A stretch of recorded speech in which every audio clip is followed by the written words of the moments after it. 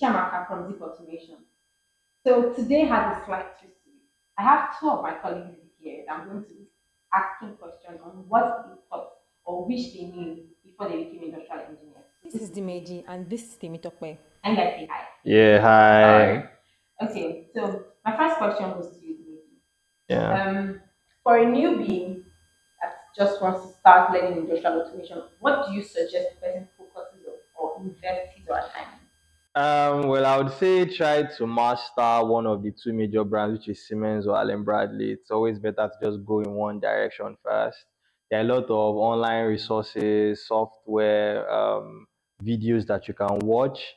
I would also recommend, if you can afford it, buying a relatively inexpensive PLC. I'm a big fan of the S7 1200 because it's at the relatively good price point for somebody to get in Okay. and learn a lot, and it also accelerates the process of learning for Okay, you. and in the case where maybe they can't afford it, You can use a simulator. okay. Yeah. Okay, thank you very much for that. Okay. So this next question is actually to both of you. I'll start with you. So can you give us maybe one of your worst experiences as an industrial automation engineer? Okay, yeah, so far, my worst experience as an automation engineer was when we went to the East for a project. So on our way coming back, when we're done, like it was already late in the evening. So as we were coming back, our vehicle had the fault. The tire busted, the suspension system broke, and it seems like there was no hope. I was like, hey, that was about 2 hours to the city. And yeah, that was my worst experience, coupled with the fact that that night was the first time I traveled using tricycle for that Okay, long. Tricycle for about 1 hour. I was like, hey, the cold, the I was like, Yeah. hey.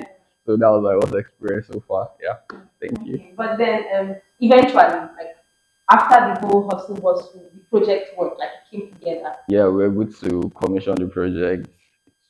It was a success. So yeah. So Okay, thank you very much. So imagine Yeah, there was a plant somewhere in Ota. They called us. There was an emergency, and we spent 3 hours in traffic to get there. When we got there, it turns out it was not an emergency. What they told us was not really what was happening on the plant. Because there's an Indian guy that was meant to connect and do something. He said because the guy was sleeping. Then the next we had to sleep over. They took us to a room. They said they had accommodation. Took us to a room with a bed without bed sheets. Told us to sleep there. Let us sleep in the car. We spent the next day. Said the guy traveled. We ended up spending 3 days there. And on the third day, they were trying to pay us something less than 100K for all the work that we did.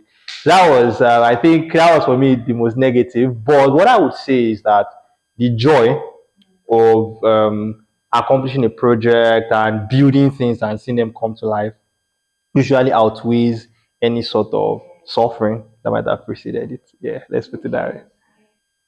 what you said just kind of like answers the question I was going to think of way. Because like thinking about it, when you know that these projects can be strenuous and be time consuming, even on your body too, right? So I was going to ask what exactly thrills you, like when you see a project coming in, what makes you want to go for it?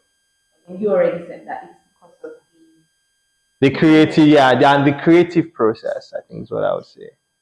Okay, so thank you guys so much for watching us